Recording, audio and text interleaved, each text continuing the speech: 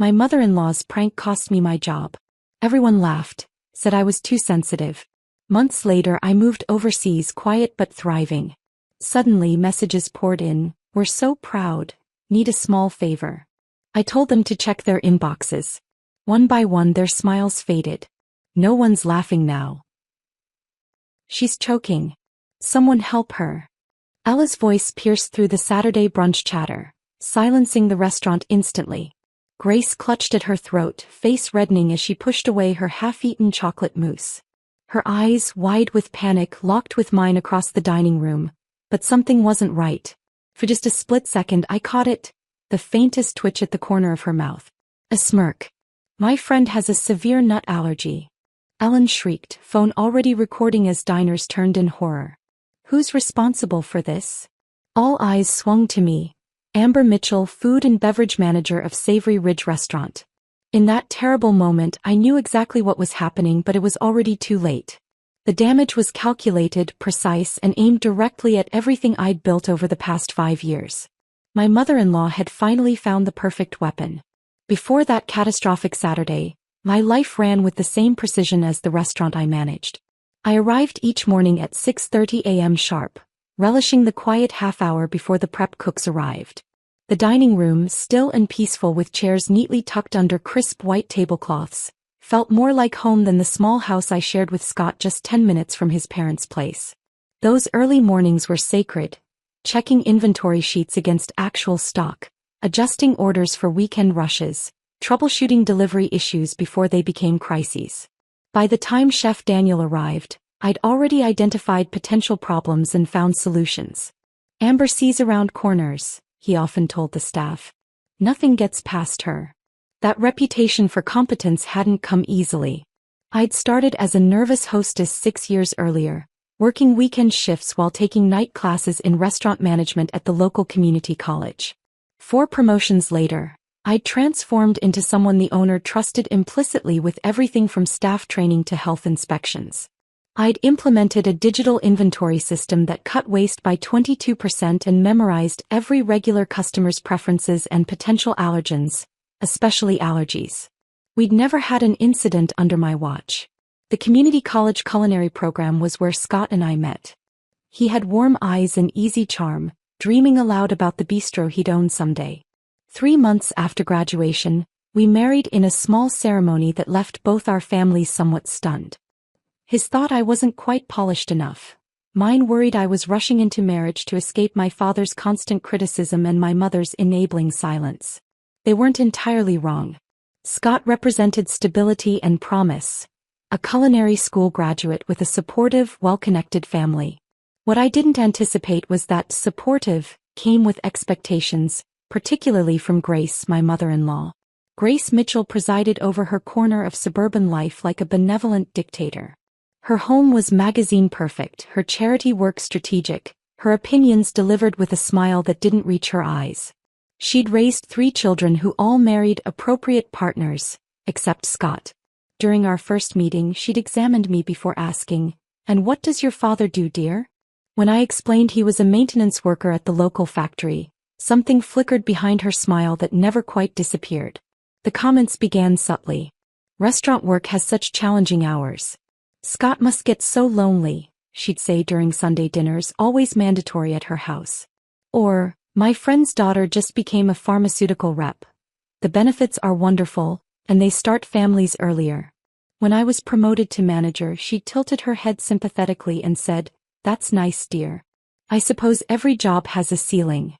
Scott never seemed to notice these digs, or chose not to.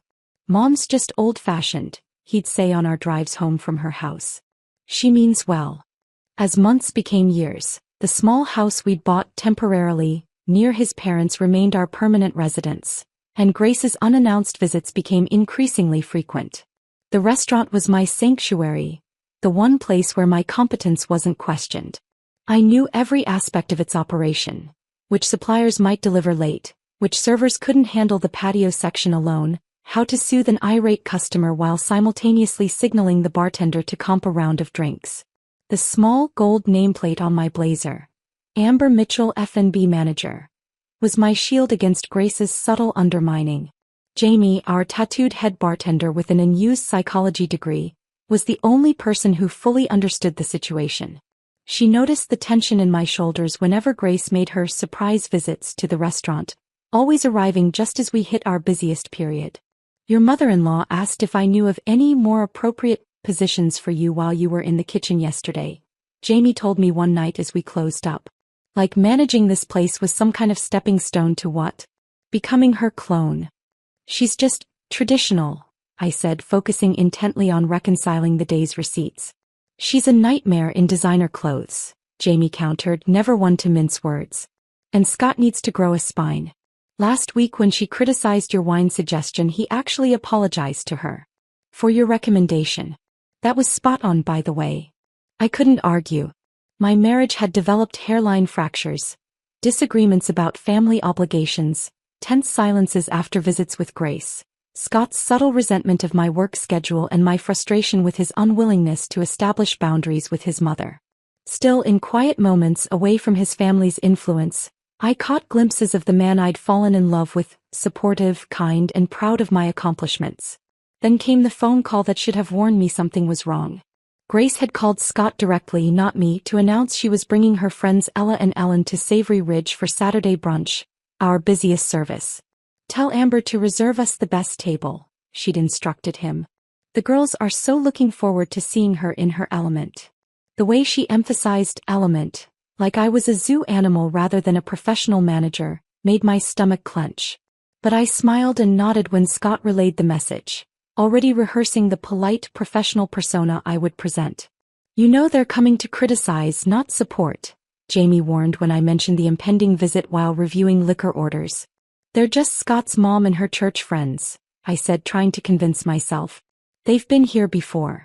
It'll be fine. That Saturday morning I'd taken extra care with everything.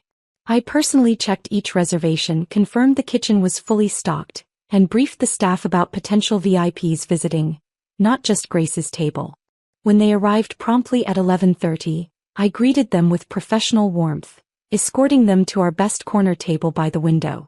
Amber, darling, you look tired, Grace said, air kissing my cheek.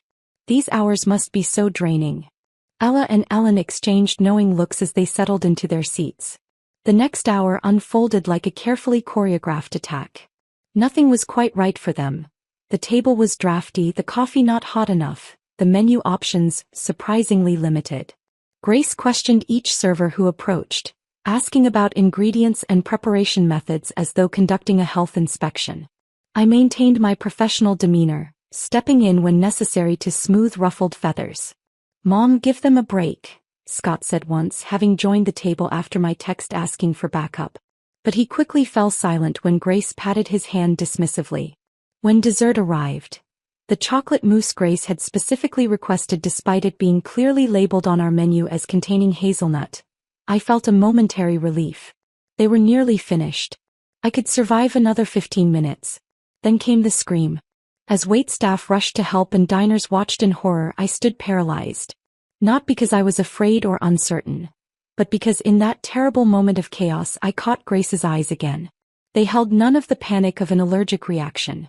Instead, I saw something far worse. Satisfaction. That's when I knew. This was no accident. This was execution day. And I had been set up for the fall. The restaurant erupted into chaos. A customer with medical training rushed forward while another called 911. Waitstaff scrambled for the emergency kit we kept behind the bar. And there was Grace, her performance worthy of a Golden Globe, wheezing dramatically as Ellen filmed everything on her phone and Ella shouted accusations about negligence and lawsuits. Check the menu. I finally managed to say, my voice tight with barely controlled panic. The chocolate mousse clearly lists hazelnut as an ingredient.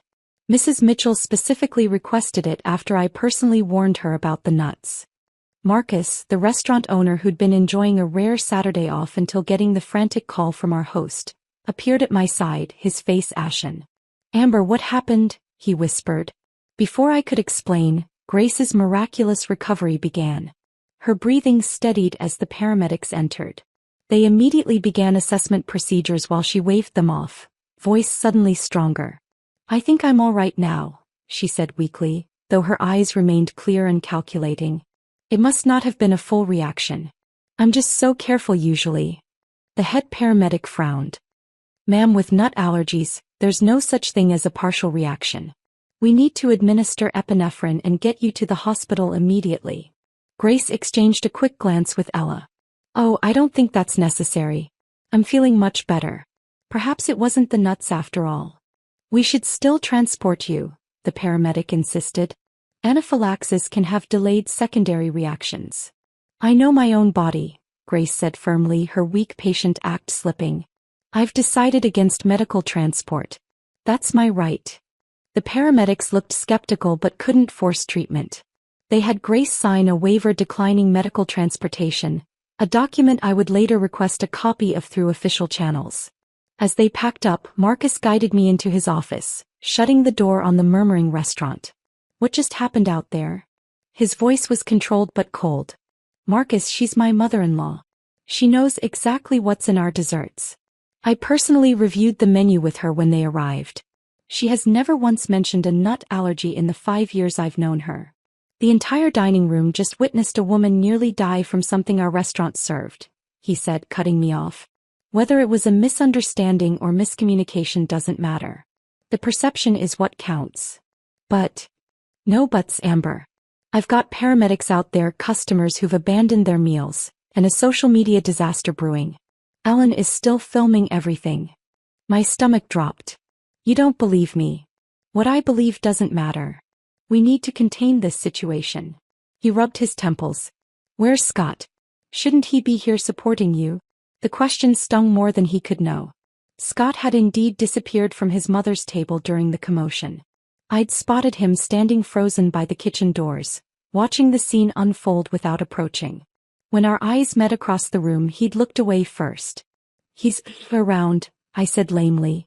Marcus grimaced. Go home, Amber. Take the rest of the weekend. We'll discuss this Monday morning. When I emerged from his office, the dining room had mostly emptied except for a few lingering customers and staff whispering among themselves. Scott stood awkwardly beside his mother's table where Grace, Ella, and Ellen sat huddled together, examining Ellen's phone footage.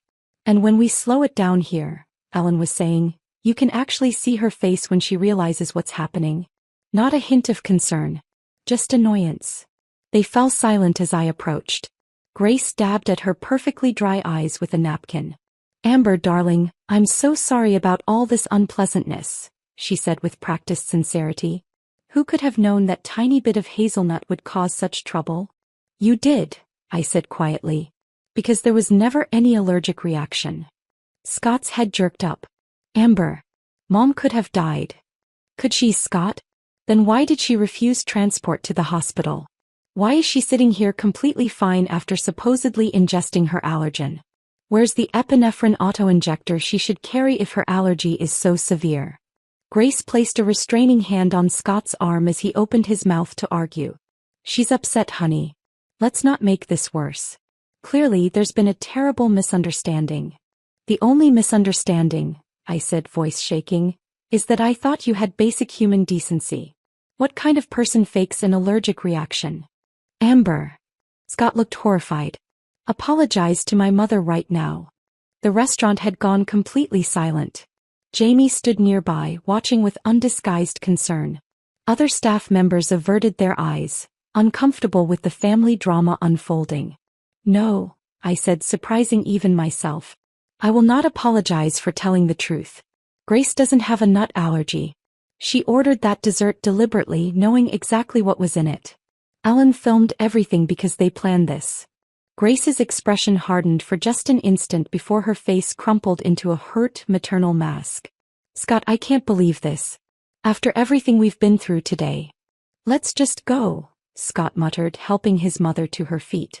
We'll talk about this at home, Amber. Oh, she shouldn't come home yet, Grace said smoothly. She needs time to calm down. We'll take you to our house for dinner. I stood rooted to the spot as they gathered their things. Ella made a show of leaving cash for the bill, far less than what they actually owed, while Ellen tucked her phone away with a satisfied smirk. This isn't over, I said quietly as Grace brushed past me. She paused, leaning close so only I could hear. You're right about that, dear. When it comes to my son's well-being, A mother does what's necessary. Perhaps now you'll reconsider your priorities. Then she was gone, Scott trailing in her wake without a backward glance at me or the devastation they'd left behind. Jamie appeared at my side, slipping a supportive arm around my shoulders. I heard everything, she whispered. I can back you up with Marcus. But looking around at the wreckage of my professional reputation, staff avoiding my eyes, customers whispering behind menus, Marcus emerging from his office with a grimly determined expression, I knew it wouldn't matter. Grace had calculated every aspect of her performance, from the timing during our busiest service to the strategic filming that would undoubtedly make its way onto social media. She planned this, I said numbly. She came here specifically to destroy me. But why? Jamie asked. What could she possibly gain? The answer crystallized with terrible clarity. Grace had never accepted me as part of her family. My career, my independence, my influence over Scott, all threatened her control. And like a chess master, she'd found the perfect move to eliminate me from the board. Control, I whispered. This was never about allergies or desserts or restaurant negligence. It was about forcing me to choose between my career and my marriage. As I gathered my things to leave, my phone buzzed with a text from Scott. Mom says I should stay with them tonight. Give you space to think about your behavior. In that moment, standing amid the ruins of everything I'd built, I realized Grace had miscalculated one crucial detail. She thought this joke would break me, force me to apologize, and ultimately surrender to her vision of what a proper daughter-in-law should be. Instead, with each passing minute, something new was hardening inside me, something cold, patient, and absolutely determined. This wasn't the end of my story. It was just the beginning of hers. Monday morning arrived with the weight of inevitability. I'd spent the weekend alone in our empty house, my calls to Scott going straight to voicemail. Sleep had evaded me, replaced by endless mental replays of Grace's performance and the staff's faces as I'd left the restaurant. At precisely 9 a.m. I walked into Savory Ridge, spine rigid with determined dignity. Marcus was waiting in his office with Diane from HR, her presence confirming what I already knew. The restaurant wouldn't open for another 2 hours, but I could see kitchen staff peering through the pass-through window, their expressions a mixture of pity and discomfort. Please sit down, Marcus gestured to the chair across from his desk, not quite meeting my eyes. I'd rather stand, I said quietly. Diane cleared her throat. Amber, we've reviewed Saturday's incident and consulted with legal. Given the circumstances. You're firing me, I interrupted, my voice steadier than I felt. Despite 5 years of perfect service and spotless health inspection records. Marcus finally looked at me. It's not that simple. It actually is, I countered. Grace Mitchell faked an allergic reaction. She refused medical transport because she knew a hospital assessment would reveal she was lying. But none of that matters because the perception is already out there. The video has over 5,000 views, Diane confirmed grimly. Ellen Williams tagged local restaurant groups. Several regular customers have already canceled their standing reservations. My stomach twisted. So I'm the sacrificial lamb. We're terminating your employment effective immediately, Marcus said, sliding a folder across his desk. There's 2 months severance, a neutral reference letter, and an NDA precluding you from discussing the specifics of this incident. You want me to stay silent about being set up? The injustice hit me like a physical blow. We want to put this behind us, Diane corrected. Legal advises that countering Mrs. Mitchell's claims would only prolong the damage to the restaurant's reputation. I looked between them, these people I'd worked alongside for years. Did either of you even question why a woman with a supposedly severe nut allergy would order a dessert clearly marked as containing nuts? Or why she suddenly recovered without treatment? Their uncomfortable silence was answer enough. Your personal key card has been deactivated, Marcus said after a moment. We'll need your office keys and passcodes before you leave. I placed my keys on his desk with deliberate calm, then pulled the name badge from my blazer. 5 years of dedication reduced to a small pile of metal and plastic. For what it's worth, Marcus added as I turned to leave, I'm sorry it ended this way. Too little too late. Jamie was waiting outside, her bartending shift not starting for hours. She wrapped me in a fierce hug. This is wrong, she whispered. Everyone knows it's wrong. But no one's saying anything, I replied numbly. She pulled back, eyes flashing. I've got something to say. I'm putting in my notice today. Don't, I stopped her. You need this job. And I need someone on the inside who can tell me what really happens after I'm gone. The drive home felt surreal, the familiar streets suddenly alien. I'd built my entire adult life around that restaurant, my identity wrapped in professional competence that had been stripped away in a single weekend.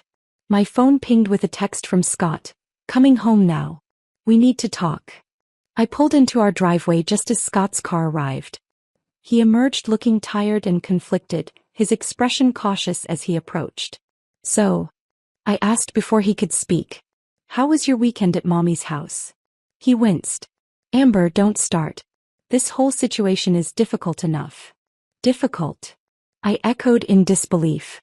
Your mother deliberately sabotaged my career, and you disappeared to her house instead of supporting me. Difficult doesn't begin to cover it. Scott ran a hand through his hair. Look, I talked with Mom about what happened. She admits things got out of hand, but she never intended for you to lose your job. The casual dismissal of my professional destruction made my hands shake. What exactly did she intend, Scott? She says it was supposed to be a harmless prank. To show you that maybe being so career-focused isn't the best approach for our marriage. The revelation struck me silent. In Scott's world, this justification actually made sense. Maybe this is a blessing in disguise, he continued as we entered the house. Mom always said you work too much. Now we can focus on our marriage, maybe think about starting a family. I stared at my husband, this stranger who could witness my deliberate humiliation and somehow frame it as an opportunity. Your mother faked anaphylactic shock to teach me a lesson about prioritizing family. When you put it like that. How else should I put it? My voice rose despite my efforts to maintain control. I just lost my career because your mother decided I worked too much. And you're suggesting I should be grateful? Scott's expression hardened. You're being dramatic. It was a joke that went too far, but Mom feels terrible. She's even offering to help you find something more suitable. The following weeks blurred together in a haze of rejection. I applied to every restaurant, hotel, and catering company within 50 miles. Each time my references checked out perfectly, until they didn't. Somehow, inquiries would be made about the allergy incident. Interviews suddenly canceled. Positions mysteriously filled. Grace's connections in the local hospitality scene ran deeper than I'd realized. You need to come to dinner tonight, Scott insisted 3 weeks after my termination. Mom's invited everyone. She wants to make things right. I'd been avoiding family gatherings, spending my days combing job listings and my evenings drinking wine alone while Scott worked late shifts at his restaurant. The thought of facing Grace made my stomach churn, but refusing would only reinforce their narrative of me as difficult and dramatic. Grace's dining room was filled with Scott's extended family when we arrived. Conversation quieted as I entered, curious eyes evaluating my appearance, judging whether unemployment had broken me yet. Amber, darling. Grace embraced me with practiced warmth. We've missed you at Sunday dinners. Come sit by me. The meal proceeded with excruciating politeness, mundane conversation flowing around me like water around a stone. Finally, as dessert was served, Grace clinked her glass for attention. I'd like to say something, she announced. Amber, I want to apologize publicly for the unfortunate misunderstanding at your restaurant. I never intended things to go so far. Murmurs of approval circulated the table. Scott squeezed my hand encouragingly. In fact, Grace continued, I have a proposition. The church fundraising committee needs help organizing our monthly bake sales. It's only a few hours a week, perfect for someone with your temporary flexibility. The table erupted in supportive comments. How thoughtful. What a perfect solution. Grace always finds a way to help. I remained silent, fork motionless above my untouched pie. Well, Grace prompted, her smile tightening. Isn't that a lovely opportunity? Every eye fixed on me, waiting for appropriate gratitude. Thank you for the offer, I finally said, each word precision carved from ice. I'll consider it. Grace's smile faltered at my lack of enthusiasm, but she recovered quickly. Of course, dear. Take all the time you need. It's not as though you have competing obligations. The table tittered with laughter. Later that night, unable to sleep beside Scott's gently snoring form, I went downstairs to check email on our shared laptop. Another rejection waited in my inbox, the fourth that week. As I closed the message, I noticed Scott had left his email open in another tab. Without conscious decision, I clicked on it and froze. There, in an ongoing thread with Grace titled, "Amber's Job Hunt," was evidence of betrayal so profound it stole my breath. Scott had been forwarding my job rejection emails to his mother. Their exchanges mocked my growing desperation. "Another one today." She cried for an hour. "Maybe now she'll consider Mom's church offer." Grace's response, "Patience, dear. She's still being stubborn. Once she accepts this isn't just a little setback, she'll come around." Scott, "I don't know how much longer I can take the drama. It was just a joke. She acts like her life is over." With trembling fingers, I scrolled through weeks of private humiliation made public entertainment. Every tear I'd shed, every moment of vulnerability with my husband, had been fodder for Grace's amusement and Scott's betrayal. Something vital snapped inside me that night. Not my spirit, something else entirely. The last fragile threads of love, trust, and belonging that had kept me tethered to this family. I closed the laptop, suddenly calm in a way I hadn't been since that Saturday at the restaurant. I knew exactly what I needed to do. Not tomorrow, not next week, but right now, while the clarity of true, complete abandonment still sang in my blood. They thought I was alone in the rubble of my former life. They were wrong. I was the rubble. And I was about to become an avalanche. I worked quickly and methodically in the dark hours of morning, packing only what mattered: 2 suitcases of clothes, my professional certificates carefully tucked into a folder, and the external hard drive where I'd just saved screenshots of Scott and Grace's email thread. The rest, the wedding photos, the accumulated trinkets of our marriage, the life I'd built around Scott's family, could stay behind in this house that had never truly felt like mine. 3 weeks earlier, after that first rejection letter, I'd sent a carefully worded email to Daniel, our former head chef who'd left Savory Ridge last year for a position at a gastropub in Edinburgh. Just testing the waters, I'd written casually asking if he knew of any management opportunities abroad. His enthusiastic response had surprised me. "Funny you should ask. We just lost our F&B manager and can't find anyone with your level of expertise." I'd pursued the conversation as a distant contingency plan, never truly believing I'd need it. Now, as I booked a one-way flight using our emergency credit card, I felt nothing but cold certainty. The note I left on the kitchen counter was brief. "Scott, I need space to rebuild what your family destroyed. Don't follow me. Don't contact me. I'll reach out when I'm ready." I didn't cry at the airport, nor during the 8-hour flight across the Atlantic. Whatever tears I might have shed had crystallized into something harder, something that would sustain me through what came next. Daniel met me at Edinburgh Airport, his familiar face a relief among the sea of strangers. "Christ, Amber," he said, hugging me awkwardly. "You look like you haven't slept in weeks." "I haven't," I admitted, following him to his rusted hatchback. "Thank you for this. For everything." "Don't thank me yet," he warned as we navigated the rainy streets of Edinburgh. "The place isn't exactly Savory Ridge. It's smaller, older, and the owner's a proper Scotsman, which means he's both the most generous and most demanding boss you'll ever have." The small apartment Daniel had helped secure was above a bookshop in Stockbridge, a charming neighborhood with colorful doors and cobblestone streets. Just one bedroom with a kitchenette and a bathroom where the shower leaked, but crucially, it was mine alone, an ocean away from Grace's machinations. Malcolm Fraser, owner of the Tartan Table Gastropub, was a barrel-chested man with a salt and pepper beard and an intimidating scowl that dissolved into crinkled eyes when he smiled. He looked me up and down skeptically during our first meeting.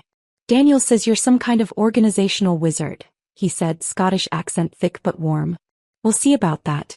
2-week trial. No promises beyond that." I started the next morning, arriving an hour before the prep cooks just as I had at Savory Ridge. The kitchen was smaller, the equipment older, but the principles remained the same. I spent that first week observing, jotting notes about inefficiencies, outdated processes, and missed opportunities. The staff watched me warily, the American interloper brought in by Daniel, taking detailed notes about their work. "They think you're a spy sent to get them sacked," Fiona, the sharp-witted head server, informed me during my second week. "Might want to explain yourself before Angus puts salt in your coffee instead of sugar." That afternoon I called a brief staff meeting before the dinner service. Standing before these strangers, I felt the ghost of my former confidence stirring. "I'm not here to report on anyone or change everything overnight," I began. "I'm here because I lost everything back home and need a fresh start. But I do have ideas that could make all our lives easier if you're willing to try them." The honesty seemed to work. Tight shoulders relaxed, suspicious glances softened. "Let's hear these miraculous ideas then," challenged Angus, the dubious sous chef. I outlined simple changes first: reorganizing the storage system, adjusting prep schedules to reduce overtime, implementing a digital inventory system similar to what I'd created for Savory Ridge. Small improvements that wouldn't disrupt their workflow but would yield immediate benefits. Malcolm approved a test run of my suggestions, watching with bemused interest as I tackled the chaos of their supply closet one rainy afternoon, emerging dusty but triumphant 6 hours later with a system that would save them hours each week. "Not bad," he admitted grudgingly, which Daniel later translated as high praise. During those first exhausting weeks, I worked double shifts, learning Scottish recipes and terminology while helping with everything from inventory to table service. At night, too wired to sleep despite bone-deep fatigue, I'd open my laptop and document everything about Grace's prank in meticulous detail. Dates, conversations, witnesses. Jamie had sent security footage showing Grace's perfectly normal walk to the bathroom after her attack, along with statements from staff who'd overheard suggestive comments from Ellen about teaching Amber a lesson. I wasn't sure what I'd do with this growing dossier of evidence. All I knew was that someday when I was ready, I wanted irrefutable proof of what they'd done. 3 months into my Scottish adventure, my temporary position became permanent. 6 months in, Malcolm promoted me to senior management after my inventory system reduced their food costs by 18%. The staff, initially suspicious, now sought my advice and included me in their after-work gatherings at the corner pub. "You've landed on your feet here," Daniel observed one evening as we walked home through the misty streets after closing. "Don't think I've ever seen Malcolm trust someone so quickly." "I'm just doing what I know," I replied, though privately I recognized that I was flourishing in ways I couldn't have at Savory Ridge, constrained by Grace's interference and Scott's passive acceptance of it. Edinburgh felt like home in a way nowhere in America ever had. I loved the medieval architecture juxtaposed against modern life, the lilting accents that had initially confused me but now sounded like music, the way strangers called me love or hen with casual warmth. I changed too. My wardrobe had shifted from the conservative business attire Grace had always criticized to comfortable, colorful pieces that suited my new life. I'd cut my hair short, a practical choice for the windy city that also felt symbolically freeing. Most importantly, I'd stopped flinching at my phone when it chimed with notifications. Scott had sent dozens of messages in those first weeks, shifting from confusion to anger to pleading. I'd responded only once. I meant what I said. "I'll contact you when I'm ready." Grace had tried more creative approaches, even having friends of friends reach out about, coincidentally, planning trips to Edinburgh. I blocked them all. The unexpected opportunity came 10 months into my Scottish reinvention. Malcolm called me into his small office one afternoon, looking uncharacteristically serious. "Need to talk business," he said gruffly. "Doctor says I've got to slow down." Heart's not what it was. My stomach dropped. "Malcolm, I'm so sorry." He waved away my concern. "Not dying yet, just need to step back a bit. Daniel's a brilliant chef but couldn't manage a grocery list, let alone a business." He fixed me with a steady gaze. "You on the other hand." I stared at him, not quite comprehending what he was suggesting. "I'm offering you partnership," he said bluntly. 25% now with option to increase. You've turned this place around, made it profitable in ways it hasn't been in years. The staff respects you. I trust you." "I don't know what to say," I managed, genuinely stunned. "Say yes," Malcolm shrugged. "Or don't. But decide quickly because my cardiologist is breathing down my neck about reducing stress." I said yes, of course. How could I not? From unemployable pariah to restaurant partner in less than a year, an outcome Grace could never have anticipated when she orchestrated my downfall. That night, as I signed the preliminary partnership papers at my small kitchen table, I allowed myself a moment of vindication. I hadn't just survived, I'd thrived. My phone pinged with a social media notification. The first time I'd allowed myself to post anything about my new life. A simple photo of the Edinburgh skyline at sunset with the caption, "New Beginnings." Within minutes I received a message from Scott. "Is that where you are? Please Amber, we need to talk." I closed the app without responding, but with a newfound sense of calm. Let him wonder.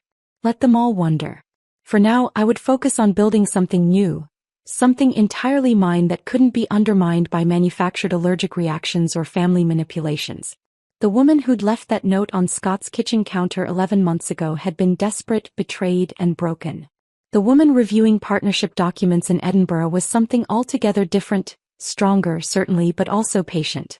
The kind of patient that comes with absolute certainty that someday somehow the scales would balance. And when they did, no one would be laughing. I ignored Scott's message that night, but something told me it was just the beginning. Over the next 2 weeks, my social media post about Edinburgh sparked a slow trickle of communication from back home. First came likes from former coworkers, then cautious comments about how well I seemed to be doing. I posted a few more carefully curated glimpses of my new life. The gastropub's stone facade with its newly painted sign listing me as partner, the view from Arthur's Seat after a morning hike, the traditional Scottish breakfast that had become my weekend ritual. Each post was strategic, revealing my success without detailing how I'd achieved it. And each one tightened the noose of curiosity around the necks of those who'd dismissed me. The next message from Scott arrived a month after the first. "Amber, please. I miss you. I've been thinking about visiting Edinburgh. We could talk in person."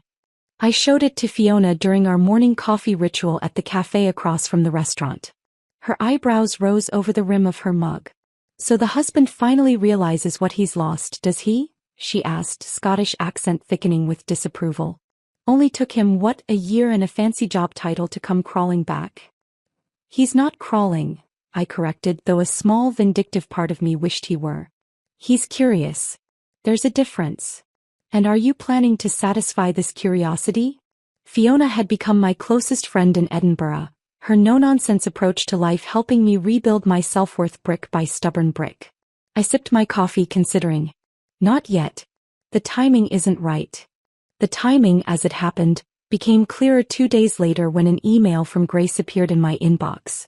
The subject line read, "Family Reconciliation," but the content revealed her true intentions. "Dearest Amber, we've all been so pleased to see you flourishing in Scotland. Scott shares your lovely photos with us, and we couldn't be prouder of what you've accomplished. By happy coincidence, my church group is planning a UK trip this summer, focusing on religious history sites. Edinburgh features prominently on our itinerary. I was hoping you might recommend accommodations and dining options for 15 ladies of a certain age. Perhaps you could even arrange a special dining experience at your establishment. We'd so love to see you in your element. This could be a wonderful opportunity for healing old wounds. Time has a way of putting things in perspective, doesn't it? With love, Grace." I read it 3 times, noting the clever construction. No direct apology for destroying my career. No acknowledgement of her deliberate sabotage. Just the presumptuous expectation that I'd be grateful for the chance to serve her and her friends, again. This time on my new turf.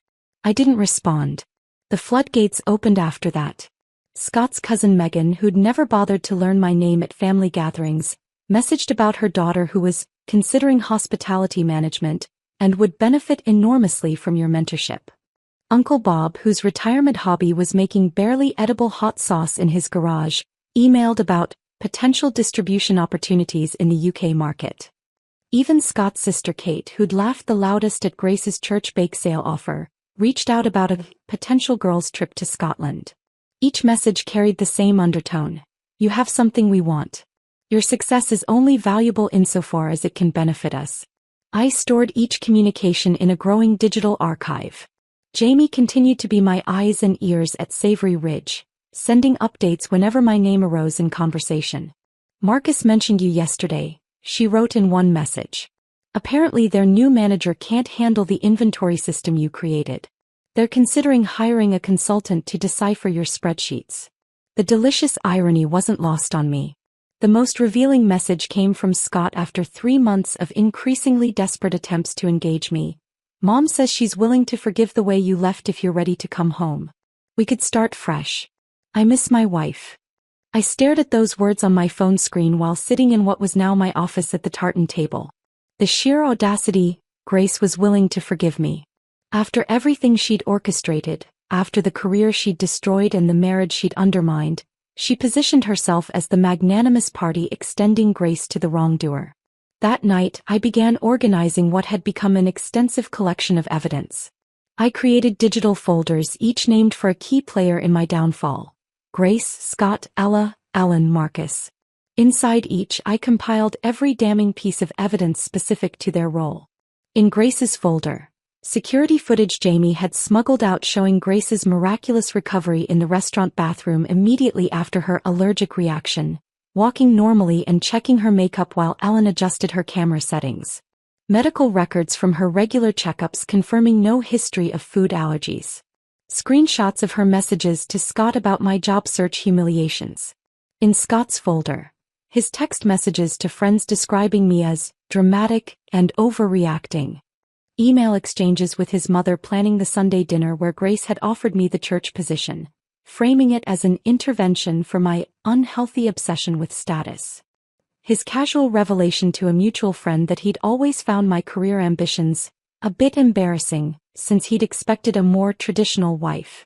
Ella and Ellen's folders contained their social media posts mocking my termination, private messages Jamie had screenshot from mutual acquaintances, and statements from other waitstaff who'd overheard them planning the prank before Grace's performance began.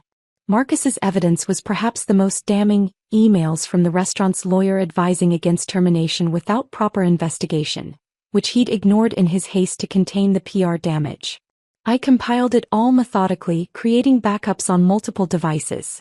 Not yet knowing exactly how I would use it, but understanding its power. Each folder represented a person who had deemed me expendable, worthy of mockery, or simply collateral damage in Grace's campaign to control her son's life. My phone chimed with yet another message from Scott. Thinking of booking a flight next month. We really need to talk in person, Amber. This time I responded, if you're coming to Edinburgh, I suggest early June. The weather is better. His reply was instantaneous. Really? That would be perfect. Mom's church group will be there then too. Of course they would. I leaned back in my office chair, staring at the rain-dappled window that overlooked the cobblestone street. For a year I'd been rebuilding myself from the ground up, not just professionally but personally.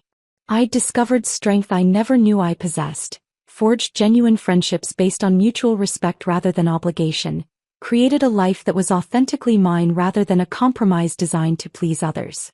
And now, the architects of my destruction were planning to visit, expecting accommodations, recommendations, special treatment, all while framing it as an opportunity for me to be forgiven for the sin of refusing to remain their victim. What are you thinking? Malcolm asked, finding me still sitting in the darkened office hours later. You've got that look that usually precedes a major menu overhaul or inventory revolution. I smiled, feeling a calm certainty settle over me. I'm thinking it's time to prepare for some very special guests. American friends visiting? He asked, leaning against the doorframe. Not friends, I corrected quietly. Family. The kind that only remembers your existence when they need something. Malcolm's bushy eyebrows rose. The worst sort then. The very worst, I agreed, closing my laptop with a decisive click. But don't worry. I'll make sure they receive exactly what they deserve. June arrived with unusual sunshine that bathed Edinburgh in golden light. I'd spent the preceding weeks preparing for my visitors with the same meticulous attention I once devoted to inventory spreadsheets. Every detail was considered, every contingency planned for. You're sure you want to do this? Fiona asked as we shared breakfast at my apartment the morning of their arrival. You could just ignore them. Let them wander around looking for you while you take a lovely holiday somewhere else. I smiled, buttering my toast with steady hands. I've been ignoring them for over a year. That was necessary while I rebuilt my life. But now I want them to see exactly who I've become, and exactly what they threw away. Scott was scheduled to arrive first. His flight would land at noon, with Grace's church group following in the evening. I'd booked Scott into a small hotel near the tartan table. Not the most comfortable accommodation in Edinburgh, but certainly not the worst. Grace and her friends would stay at the more upscale Royal Mile Hotel, as befitted their expectations. I dressed carefully that morning. Dark jeans, a crisp white button-down, and the soft leather jacket I'd purchased with my first partner's dividend. Professional but not trying too hard. Successful but not showy. The woman I'd become, not the woman they'd expected me to remain. At precisely 2 p.m. I walked into the hotel cafe where Scott waited. His face lit up when he saw me, then faltered slightly as he registered the changes. My shorter hair, more confident stride, the absence of the nervous smile I'd always worn around his family. Amber, he stood, arms outstretched for a hug I didn't step into. Look, different. Great but different. A year will do that, I replied, sitting across from him rather than beside him. How was your flight? He launched into a detailed account of travel inconveniences, jet lag, and his first impressions of Scotland. The same self-centered monologue I'd listened to for years without realizing how little space it left for my own thoughts or experiences. I nodded politely, studying his face.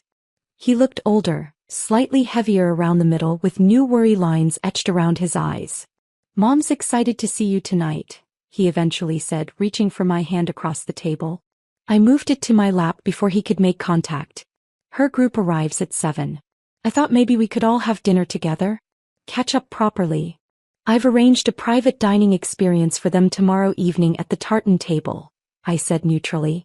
Tonight doesn't work with my schedule. His face fell slightly.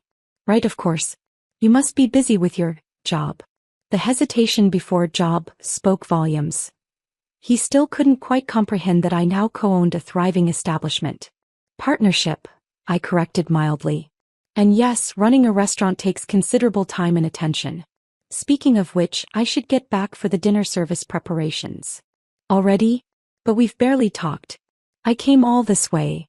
The entitled whine in his voice was so familiar it almost made me laugh. We'll have plenty of time to talk tomorrow, I assured him, rising from my seat. I've cleared my afternoon specially. Back at the restaurant, I finalized preparations for the next day's special event. Malcolm watched with raised eyebrows as I arranged for our best private dining room to be reserved for Grace's church group. You're giving them the royal treatment? He asked skeptically. After what they did? Trust me, I said, checking the table settings one final time. It's not kindness driving this particular hospitality. That evening I sent a single message to the email addresses I'd compiled: Scott, Grace, Ellen, Ella, Marcus, and several other family members who'd participated in my humiliation. Check your inboxes at noon tomorrow for some information you might find interesting. Then I turned off my phone and slept more peacefully than I had in months. The next morning dawned clear and bright.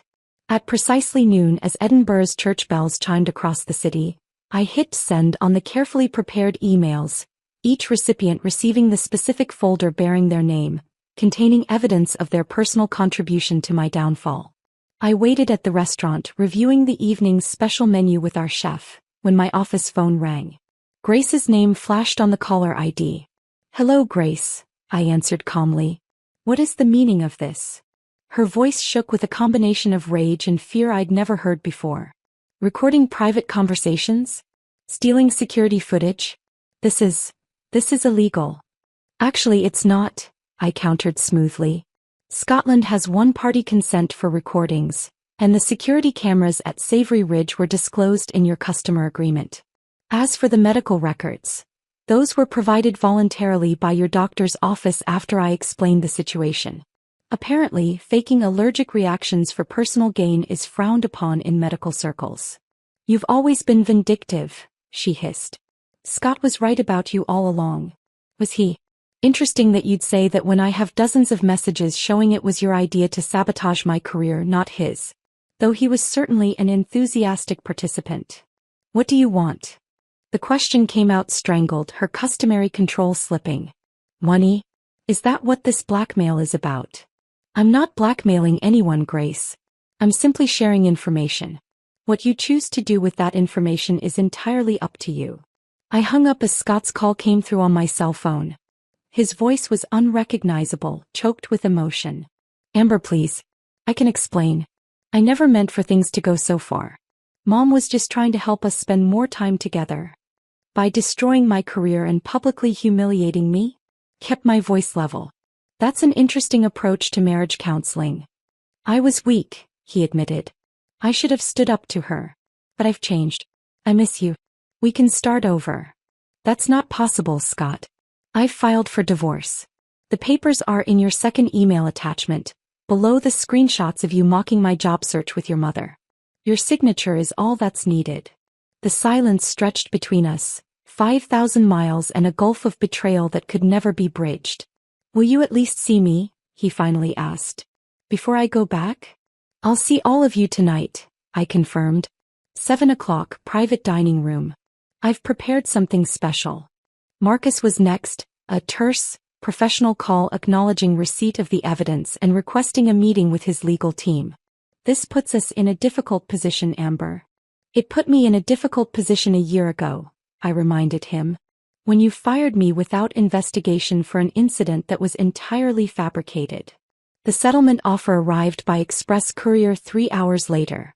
A substantial sum that acknowledged wrongful termination without technically admitting fault. I signed immediately, having already decided exactly where the money would go. At 7 o'clock, I stood at the entrance to our private dining room as Grace's church group filed in, Scott trailing behind looking shell-shocked. Grace's face was carefully composed, though her eyes darted nervously between her friends who seemed oblivious to the morning's revelations. I welcomed them professionally, introducing our chef who described the evening's special menu. Everything proceeded with perfect Scottish hospitality, until dessert.